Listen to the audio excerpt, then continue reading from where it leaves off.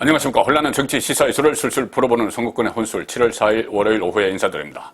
어제 정가 뒷담화 시간에서 윤석열 전 검찰총장이 답해야 할 두 가지를 제가 말씀드렸죠. 그 중에 한 가지 지금 팩트 체크를 해보겠습니다. 지금 가장 논쟁이 되고 있고 오늘 이 부분에 대해서는 윤석열 전 총장 쪽에서도 입장문이 나왔습니다. 뭐냐? 2013년에 윤석열 전 총장이 법무부 검사징계위원회에서 정직 1개월을 받았죠. 그 징계 사유가 뭐냐? 지금까지 알려진 것은 윤석열 전 총장이 당시 국정원 댓글사건 수사팀장으로서 원리 원칙대로 수사를 하다가 서울중앙지검장을 비롯해서 윗선으로부터 검찰 윗선으로부터 외압을 받았다. 그래서 국회에서 그것을 폭로를 했고 그때 나왔던 유명한 말이 나는 사람에게 충성하지 않는다. 그래서 서타 검사가 됐죠. 그래서 그 항명, 일종의 항명이었기 때문에 검사징계위원회에서 법무부가 주최한 검사징계위원회에서 1개월 정직을 받고 또 나중에는 그 자천을 당하는 대구 고검으로 자천을 당하는 그런 일까지 겪었다. 그래서 그때부터 스타 검사 윤석열이 탄생을 했고 결국 그런 명성이 나중에 박용수 특검팀의 수사팀장으로 갔고 그 박근혜 이명박 전 대통령 나중에 구속을 하고 또 탄핵에 어떤 그 기여를 하고 그런 부분 때문에 서울중앙지검장이 됐고 검찰총장이 됐다. 자, 그래서 그 출발점이 그때 윤석열 그 수사팀장, 국정원 댓글 사건 수사팀장 박근혜 정부 시절에의 항명, 꼿꼿한 기계 그대로 검사, 강골 검사의 기질을 발휘를 했다. 그래서 오늘날에 윤석열이 있는 것인데, 자, 그 부분에 대해서 아니다. 그것 때문에 징계를 받은 것이 아니고, 이 부인과 장모가 연루된 사건, 그 사건에 대해서 개입을 했기 때문에 그 당시 검사로서 당시 중수부 1과장, 2과장을 거쳤다고 합니다. 2과장, 1과장을 차례로 거쳤는데 검찰의 핵심 부서에 있는 검사로서 장모 사건, 그때는 갓 결혼했죠. 2012년 3월 달에 결혼했어요. 2013년에 일어난 일입니다. 그 갓 결혼한 그 장모와 부인을 위해서 어떤 영향력을 행사했기 때문에 그것이 검사로서의 독직이다. 이래서 징계를 받은 것이다. 이렇게 주장하는 사람이 정대택입니다. 정대택 씨. 장모와 윤석열의 장모와 그 오랫동안 서로 법정 다툼을 벌이면서 과거 동업자였지만은 지금 윤석열 본인은 물론이고 또 부인 최은순 씨, 부인 그 김건희 씨, 과거 이야기까지 다 들춰내면서 막 이야기를 하는 정대택 씨가 있죠. 정대택 씨가 주장하는 것이 징계 사유가 정말 꼿꼿한 검사, 기계 있는 검사 윤석열의 기재를 발휘해서 징계를 받은 것이 아니고 이 부인 사건, 장모 사건에 개입을 했기 때문에 받은 것이다. 이것이 정대택의 주장이었습니다. 그래서 그것이 지금 그 일부 언론에서는 정대택 씨 주장을 일방적으로 보도를 하고 있습니다. 저는 그래서 어제 그 문제에 대해서 윤석열 전 총장 쪽이 입장을 밝혀야 된다, 해명을 해야 된다 이렇게 이야기했는데 일단 윤석열 전 총장 쪽이 오늘 이야기는 해명은 나왔습니다. 해명은 나왔습니다. 자, 어떤 내용이냐 하면은 경단에 이렇게 됩니다. 법무부가 2013년 12월 18일에 검사징계위원회를 소집을 합니다. 검사징계위원회를 소집을 하고 그때 윤석열, 그때는 여주지청장으로 가 있었는데 정직 1개월의 징계를 내리죠. 그래서 왜 그러냐면 윤석열이 국정감사장에 출석을 해서 국회 국정감사장에 출석을 해서 국정원 수사가 초기부터 외압이 있었다. 이렇게 폭로를 했어. 그래서 항명으로 징계위에 회부됐다. 자, 지금까지 알려져 있는 내용입니다. 그리고 12월 18일, 2013년 12월 18일에 정직 1개월을 의결을 합니다. 그리고 12월 18일에 의결을 한 내용을 12월 30일, 2013년 12월 30일 법무부 공고를 합니다. 법무부 명의로 공고를 하죠. 일종의 관보라는 것이죠. 관보로 띄우는 겁니다. 그 관보 공고의 문서 넘버는 2013-289호. 그리고 윤석열의 징계 사유는 분명히 나옵니다. 그 관보에 보면은 분명히 나옵니다. 정대택 씨 주장과 완전히 다른 게 나오죠. 자, 세 가지인데 크게 세 가지 징계 사유가 있습니다. 하나는 서울중앙지검장에게 보고 결재 없이 영장 청구 및 집행. 국정원 댓글 수사를 하면서 국정원장이나 국정원 직원들에게 서울중앙지검장에게 보고도 하지 않고 영장을 청구하고 집행을 했다. 그거죠. 그래서 항명이라는 겁니다. 그리고 서울중앙지검장의 직무 배제 명령에도 불구하고 보고나 결재 없이 원세훈 전 국정원장에 대한 공소장을 변경 신청해서 검사로서의 직무상 의무를 위반했다. 자, 이렇게 되어 있습니다. 그리고 또 하나, 2013년 2월에 정기 재산 변동을 신고를 했는데 재산을 과다 신고했다. 과소 신고가 아닙니다. 재산을 누락했다는 것이 아니고 더 신고했다. 더 많이 신고했다. 자, 이 세 가지로 정직 1개월 징계 처분을 내렸다는 것이 관보에 되어 있습니다. 지금 제가 보여드리는 관보 내용이 있죠. 지금 배경으로 나가고 있는데 이 관보 내용대로면 이 세 가지, 그러니 이 재산 변동 신고는 이거 별개로 치더라도 나머지 두 가지는 윤석열이 정말 검사로서 기계를 발휘를 하다가 징계를 당했다. 자, 그렇게 되는 것이죠. 그런데 정대택 씨는 다른 주장을 하고 있죠.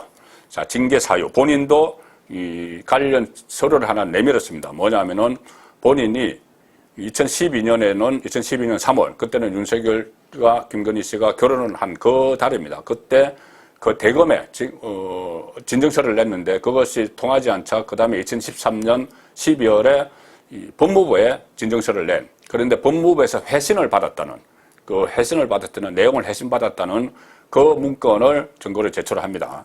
자, 2012년 3월에 일단 그 대검의 민원을 제기를 합니다. 정대택 씨가 윤석열을 처가 형사사건에 압력을 행사한 혐의로 처벌해달라, 이렇게 민원을 제기를 하죠.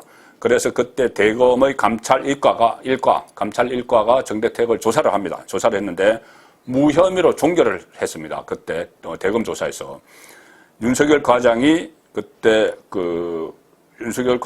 사건에 개입한 사실을 확인하지 못했다. 자, 그때 윤석열 검찰 과장이었죠. 윤석열 과장이 사건에 개입한 사실을 확인하지 못했다. 자, 이렇게 했습니다. 중수부 과장입니다. 그리고 2013년 12월 8월에 정대택 씨가 두 번째 민원을 제기를 합니다. 이때는 대검이 아니고 법무부 검사징계위원회에 민원을 제출을 하죠. 자, 그런데 이 민원을 12월 18일 민원을 제기했다. 제가 12월 18일, 조금 전에 12월 10일에 한번 말씀을 드렸죠. 뭐냐면은 윤석열에 대한 검사징계위원회가 열린 것이 2013년 12월 18일이고 2013년 12월 18일 같은 날에 정대택이 법무부에 민원을 제기합니다. 그 징계위원회 열린 날. 그 징계위원회는 왜 열렸냐 하면은 윤석열이 국정원 댓글 수사에서 항명을 했다고 해서 열린 그 징계위원회 개최 날짜가 잡힌 게 2월 18일입니다. 그런데 12월 18일요. 근데 그 12월 18일 그날, 그것과 전혀 상관없이 우연의 일치인지도 몰라도 정대택이 그 처가 사건에 개입을 했다고 해서 진정서를 제출하는 것이죠. 그날. 자, 그래서 이 민원을 정대택이 제기를 했는데, 자, 민원을 제기하고 나서 13일이 지난 12월 30일 법무부 회신이 정대택에게 갑니다. 법무부 회신이 12월 31일, 조금 전에 제가 12월 30일을 말씀드렸죠. 법무부가 공고를 한 날, 관보에 게재한 날이 12월 30일인데 12월 31일에 또 공교롭게도 정대택에게 법무부 회신이 갑니다. 법무부 회신 내용은 이렇습니다. 귀하가 제출한 민원의 취지는 윤석열 검사에 대하여 엄중한 징계가 필요하다는 취지인 것으로 보인다. 그런 취지인 것으로 보인다. 검사징계위원회에서는 윤석열 검사에 대하여 정직 1개월의 징계 처분을 의견했음을 알려드린다. 자, 이 해신문도 지금 제가 자료 화면으로 보여드리고 있죠. 이 해신문은 법무부에서 온 것이고 위조한 것은 일단 아닌 걸로 보입니다. 자, 그래서 이 해신문의 문맥만 딱 보면은 정대택의 진정서 때문에 윤석열이 징계받았다, 이렇게 되는 거죠. 자, 그런데 이 해신문에서는 왜 징계는 없습니다. 왜 징계는 없고 1개월 징계를 받았다. 당신이 그 진정을 한 사람이 윤석열 검사에 대해서 엄중한 징계가 필요하다는 취지로 민원을 제기를 했는데, 자, 윤석열은 1개월 징계를 받았다, 이렇게 됩니다. 그것 때문인지 이런 이야기는 없습니다. 자, 여기에 대해서 윤석열 쪽에서 오늘 정대택 씨가 그렇게 여러 가지 무차별적으로 십중파를 퍼부어도 대응을 안 했죠. 대응을 안 했는데 오늘 이 문제에 대해서 대응을 했습니다. 정대택에 대해서 처음으로 반박을 한 거죠. 자, 그 관보를 공개를 했고, 조금 전에 말씀드린 그 국정원 댓글 항명 사건 때문이다. 그 관보를 공개를 했고, 이렇게 이야기합니다. 2013년 12월 30일자에 징계를 받았는데 12월 30일자에 그러니까 공고가 된 겁니다. 그 징계위원회는 12월 18일 날 열렸고 12월 30일자 징계를 받았는데 징계 내용은 국정원 댓글 사건 수사에 항명하고 단순 실수로 배우자 채무를 누락해서 재산을 5억 1,500만 원 과다 신고한 것이다. 자, 그리고 이렇게도 또 붙입니다.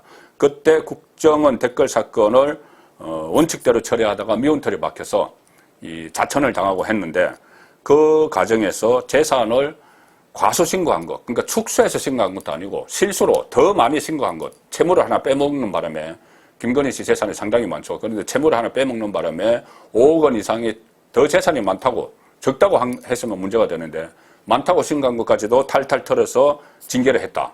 그 징계 사유에 그게 들어가 있죠.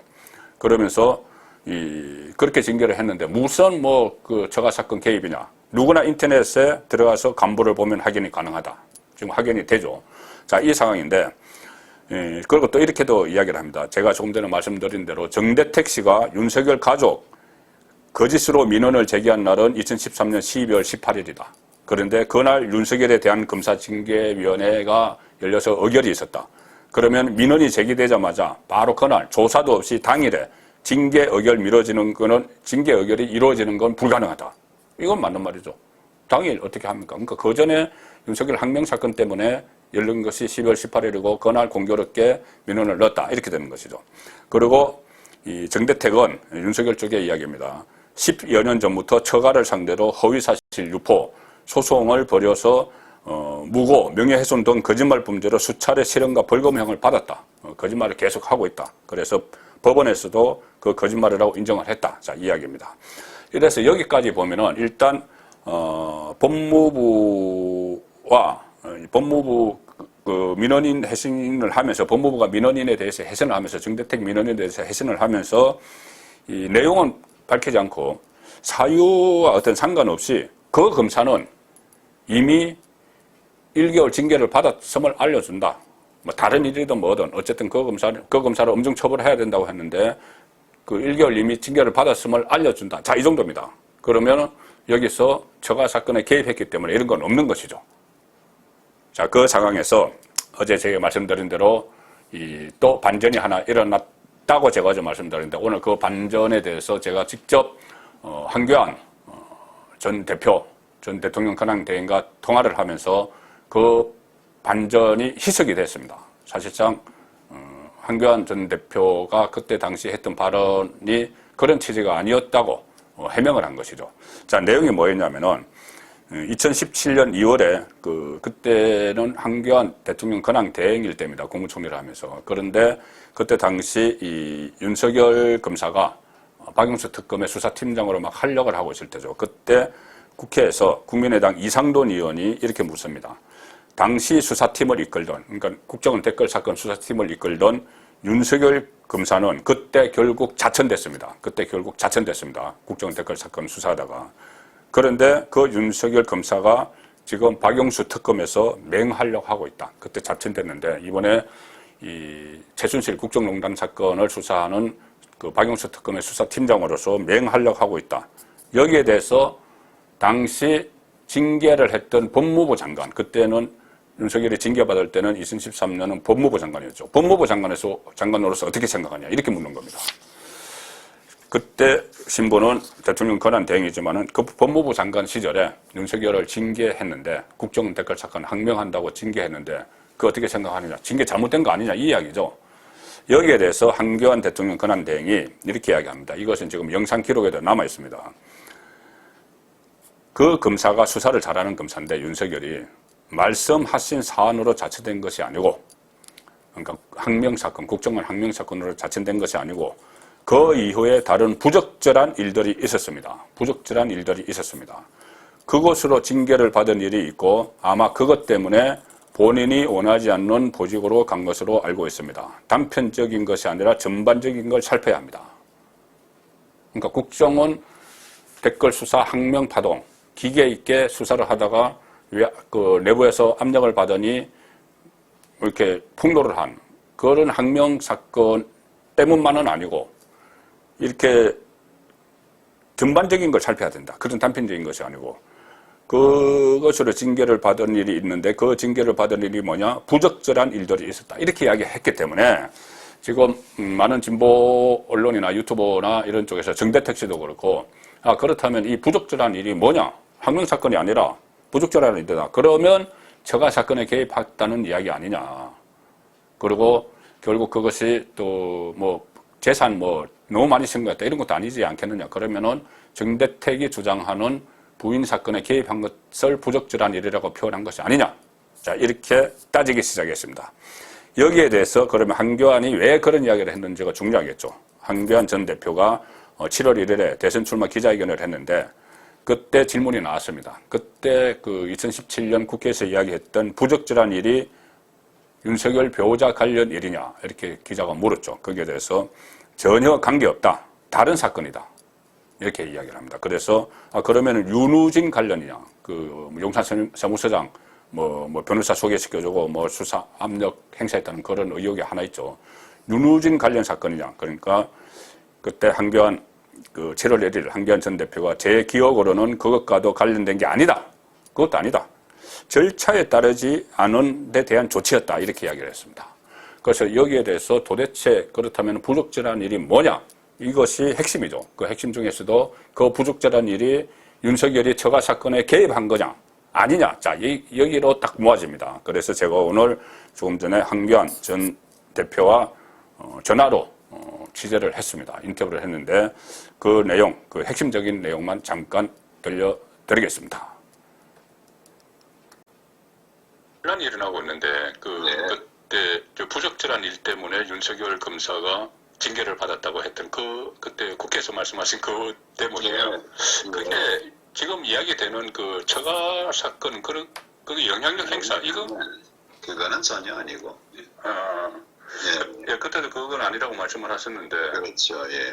그 대충 어떤 건데요? 아니 내가 정확하게 기억이 안 나는데. 예. 그때 뭐 이렇게 좀 규정을 위반했던 것이 있었을 거예요. 그 재산 등록 그 가다하신 거 말고 그런 것이 아니고 절차상 우리 안에 내부 절차상의 문제가 있었을 거예요. 보고라든지 뭐 이런. 그럼 국정원 댓글 사건과 파생된 건가요, 그게? 좀 명확하지가 않아요, 내 기억에. 예, 어떤 내부 절차 이런 문제고. 그렇죠, 내부 절차상. 예, 지금 이야기하는 정대택 씨가 이야기하는 그거는 전혀 아니라는 말씀이시죠? 그거는.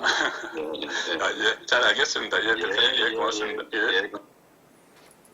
자, 여기까지입니다. 자, 그래서 일단 한교안 전 대표는 본인이 이야기했던 부적절한 일이 정확히 기억은 나지 않는데, 어떤 절차상의, 내부 절차상의 문제를 좀 부적절하게 어겼다. 어떤 그런 뭐 항명과 그때 당시 항명파동과 연관된 건지는 지금 명확하게 기억이 안 난다. 그런데 다만 확실한 것은 어떤 전대택 씨가 주장하는 그런 윤석열 처가에 대한 본인의 처가에 대한 수사 위압 이런 것을 부적절한 일이라고 표현한 것은 아니다. 자, 분명히 이렇게 이야기했기 때문에 일단 저는 한교안 변수는 여기서 이 정도면 사라질 수 있다고 봅니다. 자, 그래서 결국은 이 사안에 대한 팩트 체크는 현재로서는 윤석열 전 총장이 이 처가 사건에 개입해서 징계를 받은 것은 아니고 지금까지 원래 알려졌던 대로 국정원 사건 거기서 외압이 있으니 그 외압을 국회에서 폭로를 했고 또 어떤 서울중앙지검장의 지시를 따르지 않은 항명 때문에 정직 1개월의 징계를 받고 대구 고검으로 자천이 되고 자 그렇게 했다는 것이 지금까지 제가 확인한 팩트체크입니다. 다만 이것은 현재까지 제가 확인한 것이고 가장 핵심적인 부분을 이것을 더 확실하게 하려면 징계위원회 회의록이 있겠죠. 자, 그때 징계위원회 회의록이 아직 남아있을 겁니다. 그 징계위원회 회의록, 2013년에 열린 징계위원회 회의록 내용이 공개되면 보다 명확해질 겁니다. 송국근의 혼술이 보내드린 팩트 체크였습니다.